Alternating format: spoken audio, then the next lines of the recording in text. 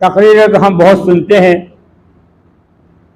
लेकिन जितनी भी हम सुनते हैं वो हमारे जहनों को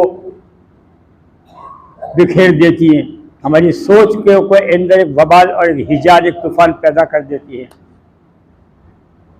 हम में से आज कोई भी ये बताने को तैयार नहीं कि सही मानों में यौम आरफा की, मैदान आरफात की इस्लाम में नहीं, तारीख़ इंसानियत में क्या अहमियत और नौइयत है। कितने बदनसीब हैं वो लोग, कोई हो तो बुरा मत मानना भाई, कितने बदनसीब हैं वो लोग जो हज के लिए जाते हैं, वहां एहराम बांध करके एक कफन में मलबूस हो जाते हैं, एक मैदान अरफात में जमा होकर एक खुतबा सुनकर चले आते हैं। उसके बावजूद भी हम इस्लाम की हक़ानियत से वाकिफ नहीं। वहाँ जो अहद करके आए, वहाँ जो पैमान करके आए, वहाँ जो वादा करके आए, उस वादे की खिलाफ वर्जी यहाँ खुले तौर पर आने के बाद होती है। बल्कि अल्लाह गरीक रहमत करे, मैं नाम नहीं लूँगा क्योंकि दुनिया में नहीं है, मगर उनका एक मकौला था कि हज करके आए तो क्या दुनियादारी छोड़ दें, दुनिया में झूठ भी है, फरेब भी है, हर रंग में रंगना पड़ेगा। अब सोच के देखिए क़यामत के दिन ऐसे लोग खुदा को क्या जवाब देंगे।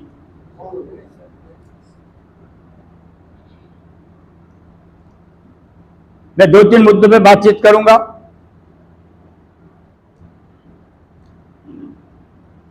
ये मैदान आरफात पे बाद में आऊंगा, पहले थोड़ी गुफ्तगू कर लूं। ये सूरह अल-बक़रा की आयत करीमा मैंने तिलावत की, वही ज़िब तला इब्राहिम, जिस पे गुज़री सज में थोड़ी सी रोशनी डाल चुका था मैं। वही ज़िब तला इब्राहिम रब्बुहु बिकलिमातिन फ़अतम्महुन्ना क़ाला इन्नी जाइलुका लिन्नासि इमामा क़ाला वमिन ज़ुर्रिय्यती क़ाला ला यनालु अहदिज़ ज़ालिमीन। ये फैसला रोज़े अज़ल में हो चुका था। रोज़े अज़ल क्या है? जब न दुनिया थी, न ज़मीन था, न आसमान थी, न चांद थे, न सितारे थे, कायनात की कोई शय नहीं थी, कोई चीज़ नहीं थी। जब रब ताला ने इन सब को बनाने का इरादा किया, फैसला किया,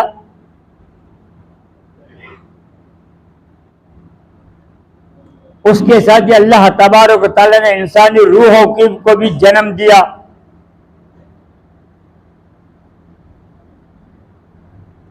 और उसी दिन ये मसवदा तैयार कर दिया गया कि इस दुनिया में आने वाले इंसानों को 2 हिस्सों में तकसीम कर दिया। आदम अल्लाह नबी ने अलैहिस्सलातु वस्सलाम से लेकर सैयदना इब्राहिम अलैहिस्सलाम तक ये दौर चलता रहा। उसके बाद भी चला, मगर चूंकि मुझे कुछ और अर्ज करना है, इसलिए इब्राहिम अलैहिस्सलाम पर आकर रुकता हूँ। उसके बाद हमारी गाड़ी आगे चलेगी, क्योंकि जिस तरह से रेलवे का एक बड़ा जंक्शन होता है जहाँ सवारियों को इत्मीनान से चाय पानी पीने की सहूलत और फैसिलिटी दी जाती है, इसी तरह इस्लामी कानून और कानून मोहम्मदी और दीन मोहम्मदी सल्लल्लाहु अलैहि वसल्लम के प्लेटफॉर्म स्टेशन का वो जंक्शन इब्राहिम है।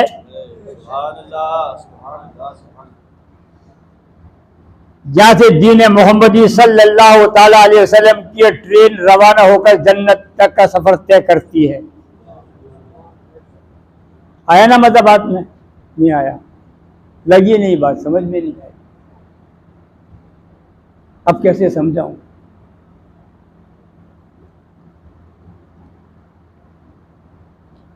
इब्राहिम अलैहिस्सलाम तक जब दौरे इब्राहिम आ गया अल्लाह तबारक व तआला को जनाब मुहम्मद रसूलुल्लाह सल्लल्लाहु अलैहि वसल्लम को पैदा फरमाना मकसूद हुआ,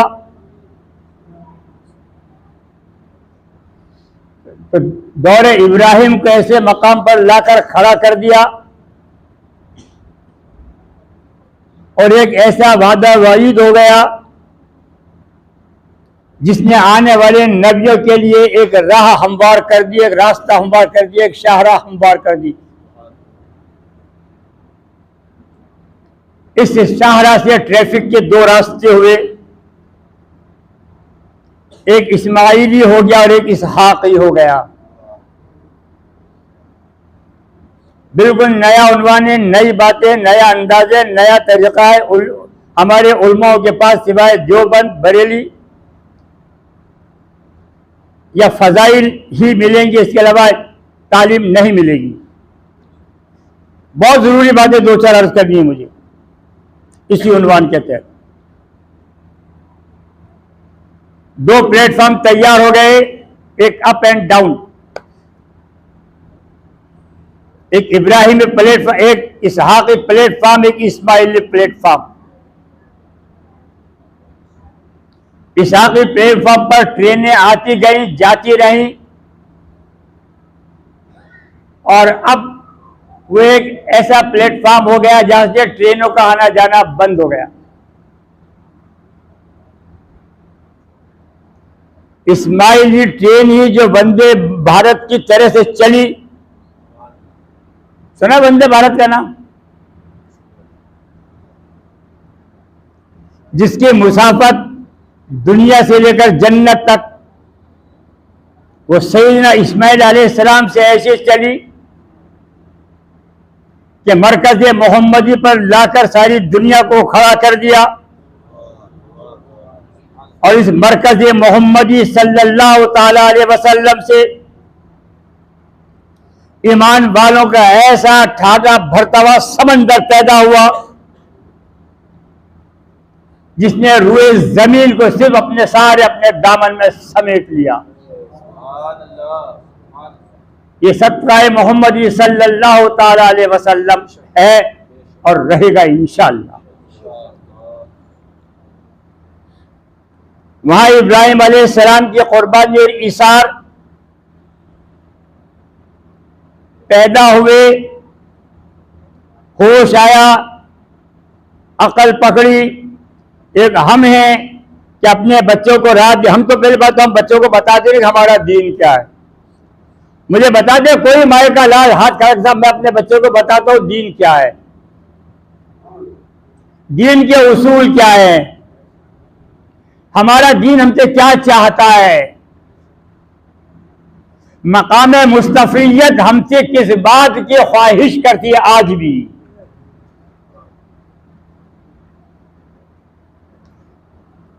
कब्र के अंदर रूए मोहम्मदी सल्लल्लाहु ताला अलैहि वसल्लम मुंतजिर है कि मेरी उम्मत में कोई एक ऐसा बंदा खड़ा हो जो सारी मिल्लत को सैयदना अबू बकर सिद्दीक रज़ी अल्लाह ताला अन्हु के जैसे एक मरकज पर लाकर खड़ा कर दे और तमाम निफाकात को खत्म करके एक मिल्लत बना दे। गलत इस नबुवत के दावेदारों का खात्मा, गलत ज़कात के दावेदारों का खात्मा, ज़कात अदा करने वालों के खिलाफ ऐलान जंग एक ऐसे मरकज पर लाकर खड़ा कर दिया कि पूरे 40 साल तक खुलफाए राशिदीन के दौर में ये आग दबी रही।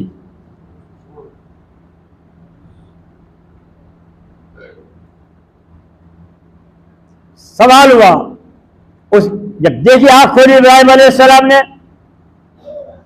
होश संभाला, अपने बाप और अपने जमाने के लोगों को बुतों को पूछते हुए देखा, बड़ी हैरत थी। कहा यह खुदा कैसे हो सकता है, ना ये हिलता है ना डुलता है, ये अपनी खुदा खुद नहीं खा सकता, इसके सामने जो कुछ रखा जाता है चूहे जानवर उठा के ले जाते हैं। फिर कहा खुदा कैसा हो सकता है। लंबा नहीं जाऊंगा, मुख्तसर। सूरज को देखा खुदा होगा, कहा डूब गया, खुदा हो नहीं सकता। चांद को देखा ये खुदा है, इसकी रफ्तार घटते बढ़ते देखेगा, ये नहीं हो सकता। चमकते सितारों को देख, हमारा है अकीदा ये, हम मानते हैं इस अकीदे को? नहीं मानते। अगर मानते होते तो आज एक एक बच्चा हमारा दीनदार होता, बच्चा बच्चा नमाजी, बच्चा बच्चा कुरान का आलिम होता। इसी नजरिए को हमने समझ लिया होता। सुनो मत यारो, अमल करने की कोशिश करो, अपनी नस्लों को इसके लिए खुद तैयार करो, कयामत आने वाली है। आज नहीं समझे तो जिंदगी मौका नहीं दे। किसके सर पर मौत खड़ी है कहा नहीं जा सकता। आज अभी इसी वक्त है कि इस मुबारक तारीख में, महीने की मुबारक अय्याम के अंदर हम ये तय कर लें कि हमारा ईमान हमसे क्या चाहता है, हमारे ईमान की अभिलाषा हमसे क्या है, इच्छा क्या है। मुसलमान का ईमान वो उत्कृष्ट वस्तु है जो उगते हुए सूरज के मानिंद अपनी लालिमा को जमीन पर बिखेरते हुए ताबनाक बना देती है दोपहर की दोपहरी में।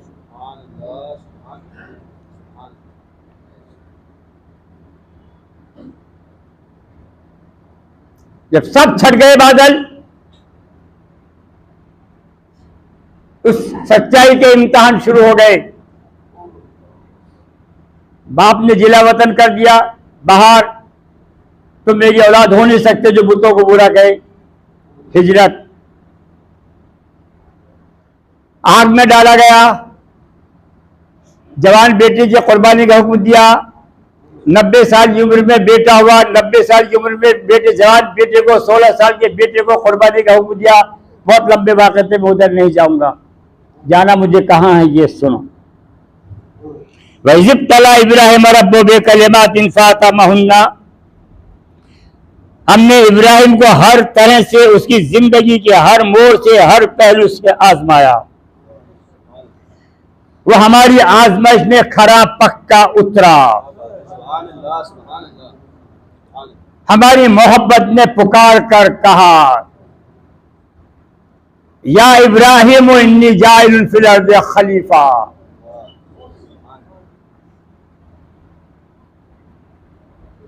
वइज़ इब्तला इब्राहिम रब्बु बिकलिमातिन फ़अतमहुन्ना क़ाल इन्नी जाइलुका लिन्नासि इमामा। ऐ इब्राहिम, तेरी इस अदा पर मेरे खुदा की खुदाए कुर्बान जा तुझे सारे आलम का इमाम बना दिया।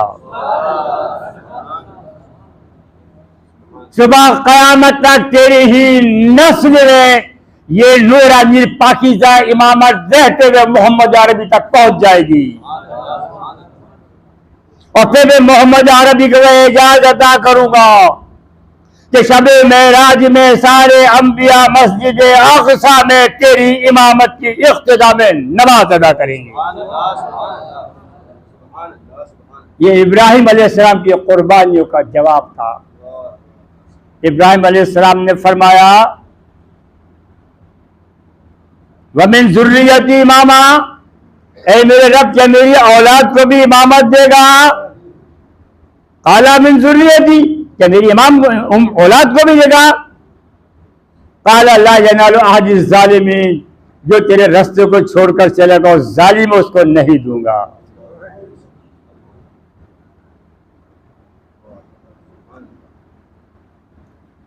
ये फलसफा था और ये इमामत मुहम्मदुर रसूलुल्लाह सल्लल्लाहु ताला अलैहि वसल्लम को अता की गई। ये नबुव्वत की खिलात जनाब मुहम्मदुर रसूलुल्लाह सल्लल्लाहु अलैहि वसल्लम को अता की गई। किसी भी नबी की उम्मत में कोई भी ऐसा इमाम नहीं हुआ और हमारे नबी की नबुवत का यह एजाज है कि हर उनके मानने वाले को इमामत के दर्जे पर फाइज करके अपना नायब बनाकर खड़ा कर दिया और सुबह क़यामत तक ये सिलसिला जारी और सारी रहे। समझो, दुरूद शरीफ पढ़ लीजिए। सलातो व सलाम अलैका या रसूलुल्लाह सल्लल्लाहु अलैहि वसल्लम। मुख्तसर बातें हैं चट। ये अरफात क्या है? बड़ी हैरत होती है हमारे टकराव। जब मैं वो चीज सामने रखता हूँ जो इस्लाम ने जिन चीजों को हराम करार दिया, मैं वो चीजें रख रहा हूँ सामने, वो रखता हूँ जो मेरे नजरिए ये है ही नहीं। आदमी हज करने जाता है, उसको एहराम बांधना पड़ता। क्या बांधना पड़ता? इसका मतलब क्या हुआ कि मैं इस दुनिया में नहीं हूं। कहां जा रहा हूं? उसके पास। और जब मेरी मौत आएगी तब भी यही लिबास मेरा होगा। जी, सिबगतल्लाहि व मन अहसन मिनल्लाहि सिबगा। अल्लाह के रंग में रंग जाओ। सिबगतल्लाहि व मन अहसन सिबगा। अल्लाह के रंग में रंग जाओ। अल्लाह के रंग से बेहतर कोई रंग नहीं। मालूम खाने काबे में जो रंग है वो अल्लाह का अता करदा रंग है, सफेद वो रंग। उस रंग को पहनने के बाद, उस लिबास को पहनने के बाद आदमी वहां भी याद लगाता है कि मेरी इस इमाम की पीछे नमाज नहीं, उस नमाज की पीछे नमाज नहीं। कहा है वो सिबगत अल्लाह का मिसला। वहां भी यही है। एक सफ में खड़े हो गए महमूद आयात, ना कोई बंदा रहा ना कोई बंदा रहा। फिरका कहां है? वहां भी यही तादाद। हम होटलों में नमाज पढ़ लेंगे, हम वहां मुसाफिर खाना में नमाज पढ़ लेंगे, खाने काबा का इमाम हमारे लायक हम नहीं पढ़ेंगे। कहां गया वो सिबगत अल्लाह? क्यों झूठ बोलते हो सिबगत अल्लाह की तालीम देकर? क्यों झूठ बोलते हो कि इस्लाम एक है, मुसलमानों में फर्क नहीं है? क्यों झूठ बोलते हो कि इस्लाम मसावत का हुक्म देता है? कितना बड़ा धोखा है कि जिस रब से मुलाकात करने जा रहे हैं, जिसका रंग वहां पहन लिया है, उस रंग के पहनने के बाद भी निफाक वहां का वहां मौजूद है। बताइए हज कहां होगा?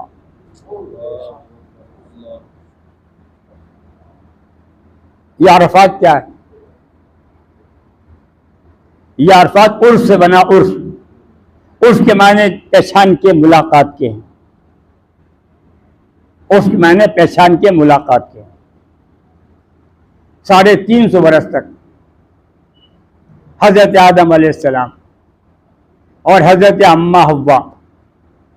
अम्मा हव्वा जिद्दा में आदम अलैहिस्सलाम को ढूंढ रही हैं। आदम अलैहिस्सलाम लंका से, सरनदीप से अम्मा हव्वा को ढूंढ रहे हैं। 350 बरस तक की जद्दोजहद के बाद, कोशिश के बाद,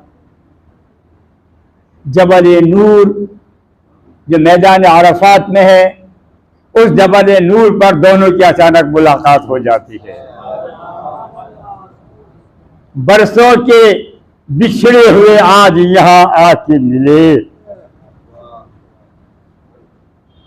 हव्वा ने आदम को पहचाना, आदम ने हव्वा को पहचाना, और रब ने उस मकाम का नाम मैदान अरफात रख दिया जहां हमारे माँ बाप की पहली मुलाकात।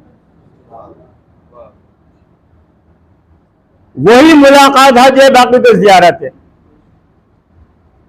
मकाम इब्राहिम पर नमाज पढ़ लो तो जियारत है, तवाफ कर लो तो जियारत है, हजरत असवद को चूम लो तो जियारत है, सफा मरवा में जाओ तो जियारत है, शैतान को कंकरी मारो तो वही है, ये भी वही है, वो भी वही है, वो भी वही है, वो भी वही है।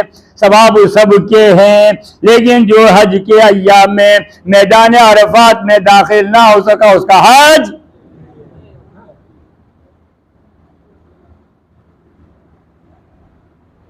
वो खुतबा। अब आओ असल मुद्दे पर दुरूद शरीफ पढ़ लीजिए। सलातुम व सलामुन अलैका या रसूलल्लाह। ये तमहीद थी, असल अब शुरू होगा। एक बार फिर बावज़ बुलंद दुरूद शरीफ पढ़िए। सलातुम व सलामुन अलैका या रसूलल्लाह सल्लल्लाहु अलैहि वसल्लम। बातें मुझे बहुत सारी अर्ज करनी है, इसलिए खामोश तसल्ली से सुने और भागने की कोशिश ना करें। मैदान अरफात,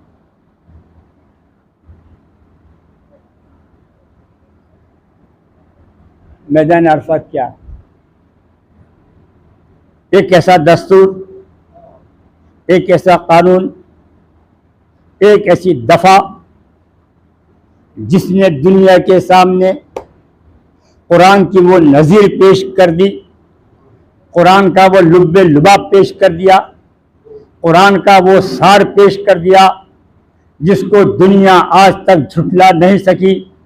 दुरूद सलाम हाजी बरहक फ़ख्र कायनात ताजदार मदीना हज़रत अहमद मुस्तफ़ा मोहम्मद मुस्तफ़ा सल्लल्लाहु ताला अलैहि वसल्लम की ज़ात अक़दस पर, आपके असहाब पर, आपके अज़वाज और अहले बैत पर और आपकी आल पर कि जिस नबी मुकर्रम सल्लल्लाहु ताला अलैहि वसल्लम ने मैदान अरफात में खड़े होकर एक खुतबा ऐसा दिया जिसकी मिसाल दुनिया में मिल नहीं सकती।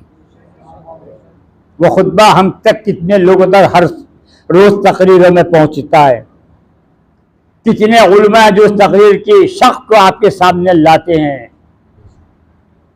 इंसानियत, मुरव्वत, मोहब्बत, यकीन, एतिमाद, वफा, इसार, कुर्बानी, जो कुछ ढूंढोगे उस नबी के खुतबे में मिल जाएगा।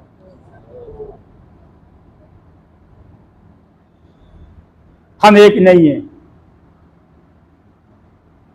मेरे नबी ने फरमाया था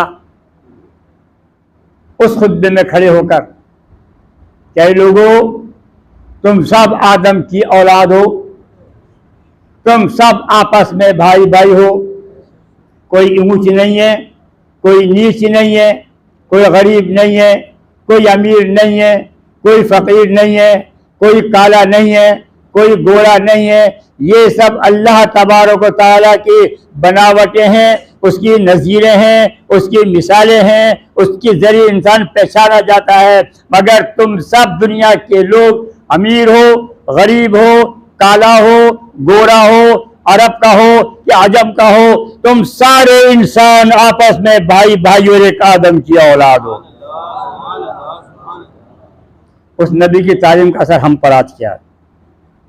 कितने लोग हम एक हैं, कहाँ हमारे मिजाज एक है, कहाँ हमारी मोहब्बत एक है। और सुनो, खाने काबा में उस इमाम के पीछे उसी लिबास में नमाज पढ़ने पर एतराज है, और वहां मैदान अरफात में उसी अकीदे के इमाम का खुतबा सुनने के लिए उसी अरफात के मैदान में हमारा जायज हो जाता है। अरे फिक़े का मसला है, जिसका कुल हराम है उसका जुज़ हराम है, या जिसका जुज़ हराम है उसका कुल हराम है। अगर यहां नमाज जायज नहीं है तो वो खुतबा सुनना जायज नहीं है। इतनी बड़ी हमारी कौम बेवकूफ है कि बहकाई में आ जाती है, कहना मान लेती है, उनके रास्ते पर चल पड़ती है, जैसे वो बोलते कर गुजरते, पढ़ते कुछ नहीं है। सुना सुना या दीन नहीं होता। हुजूर अकरम सल्लल्लाहु अलैहि वसल्लम के इरशाद है कि सबसे बड़ा झूठ यह जो आदमी सुनकर मान ले, सबसे बड़ा झूठ, सबसे बड़ा झूठ यह है जो आदमी सुनकर मान ले, बिना तहकीक किए, बिना जांच पड़ताल किए मान ले। एक तरफ नमाज नहीं हो रही है और दूसरा खुतबा सुना जा रहा है, वही लिबास है, वहां पहुंचने के लिए होड़ लगी हुई है, और यहां दामन बचाते फिर रहे हैं। लिबास एक, मकाम एक, मकसद एक, इबादत एक, जाने की गरज एक, वहां पहुंचने की गायत एक, सब कुछ एक है, ये तफरीक कैसी है, ये फर्क कैसा है। इसी को तो मुनाफिकत कहते हैं। यही तो नाम है मुनाफिकत का दूसरा।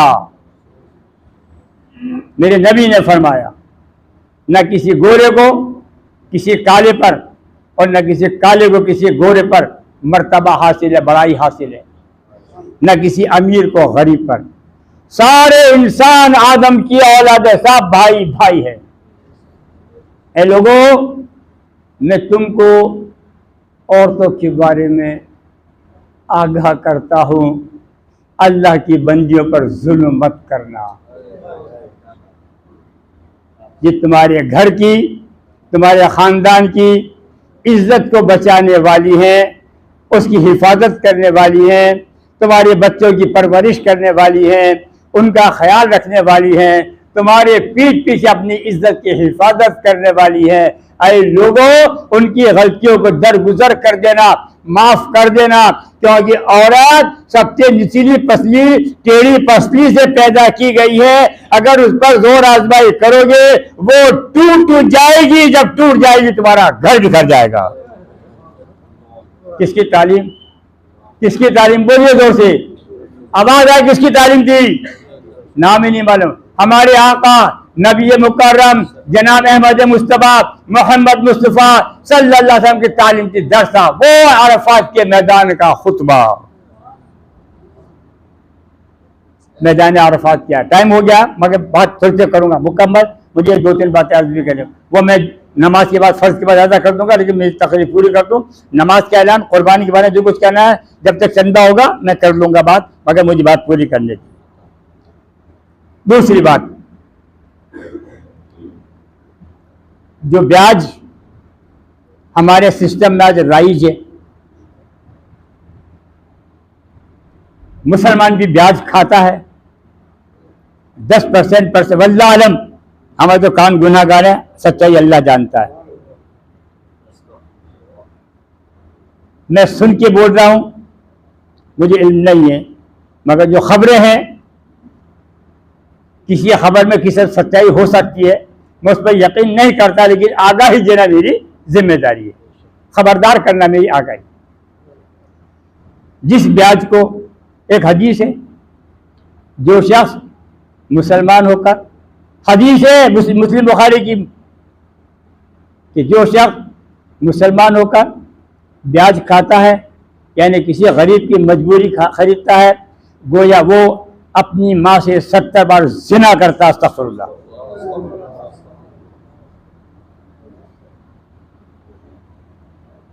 वही हज्जतुल विदा का खुतबा।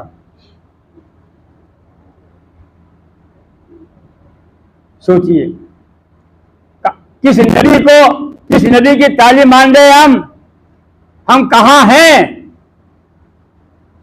कहाँ है हमारा इस्लाम जो हमारे नबी ने हमको दिया था? कहाँ है वो इस्लाम?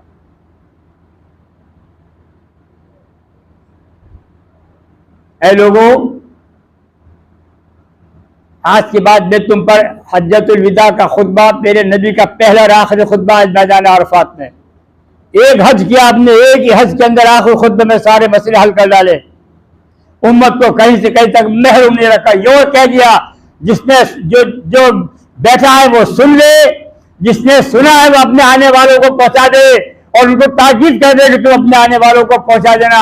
ये सिलसिला उस वक्त से लेकर 1450 साल से चल रहा है। मगर आज हमारे सिस्टम बदल गए, तकरीरों के उन्वान बदल गए, हमारे नजरियात बदल गए, हमारी तालीम का मायार बदल गया। हम फिरकों की तालीम दे रहे हैं, इस्लामी तालीम खत्म थी, हमारी नदारत है हमारे। ऐ लोगों, मैं तुम पर ब्याज को हराम करार देता हूं। हाँ, जो असल है वो ले लो, सूद को माफ कर दो, छोड़ दो। और सबसे पहले मैं अपने चचा हजरत अब्बास का सूद माफ करता हूं। शुरुआत कहां से की? घर से। शुरुआत कहां से की? घर से। हम बाहर से शुरुआत करवाते हैं, घर की खबर नहीं है हमको, हम बाहर से शुरुआत करवाते हैं। मेरे नबी ने कहां से की? घर से की। जंगे बदर के मौके पर, मैं भूल गया तादाद, 40 तोले कुछ ऐसा सोना था, जो अबू जहल ने हजरत अब्बास ईमान नहीं लाए थे जंग बदर से पहले, तो सोना था, तो उनसे लिया कि हम वो खाना वाना, तो हजरत अब्बास ने जो हुजूर के चचा थे, मुसलमान नहीं हुए थे, ईमान नहीं लाए थे, तो 40 तोला कुछ ऐसा सोना जो है वो अबू जहल को दिया कि वहाँ खाने पीने के इंतजाम के लिए मेरी जिम्मेदारी है इस, तो वो सोना उन लोगों ने ले लिया। जंग के बदर हार गए और गिरफ्तार हो गए, आ गए चचा भतीजे के पास, गिरफ्तार होकर आ गया। कुछ सोना अपनी बीवियों को दे के आ गए थे, तो इसको दबा दो जमीन में, इसको दबा दो, अगर मैं बच गया जिंदा तो आके ले लूंगा और नहीं तो तुम्हारे पास आ जाऊंगा। अरे देखिए मेरे नबी की क्या अदा थी, लोगों को मुसलमान बनाने कैसे लोग ईमान लाते थे। हजरत अब्बास ईमान हुजूर की सजा कैसे ईमान लाए, देखो तो सही। आज कुरान हम पढ़ते पढ़ाते हमारा खुद का ईमान सही नहीं है, बाकी बात कहाँ करेंगे, हमारा खुद का ईमान नहीं है, हम दूसरे की बात कहाँ करेंगे।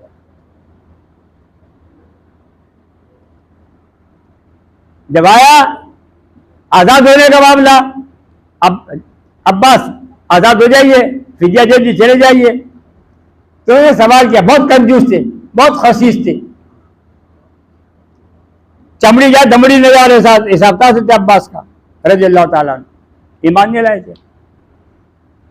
तो जब हुजूर ने कहा भाई फिदिया दो चले जाओ, तो आपने कहा कि मैं जो लाया था सोना वो तो काम में आ गया, अब वो सोना आपकी गिरफ्त में है, उसी को मेरा फिदिया समझ लीजिए, मुझे आजाद कर दीजिए।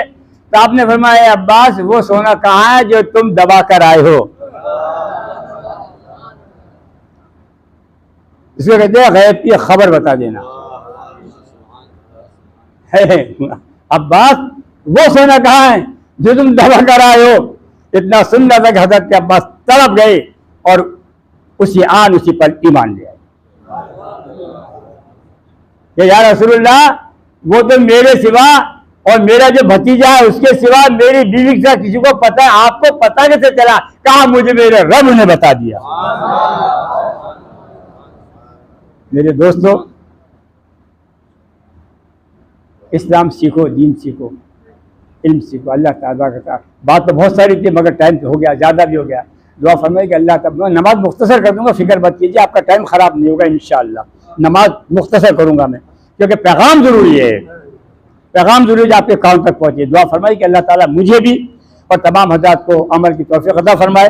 नमाज का ऐलान और क़ुरबानी के बारे में नमाज फ़र्ज़ अदा करने के बाद इंशाअल्लाह ऐलान कर दूंगा।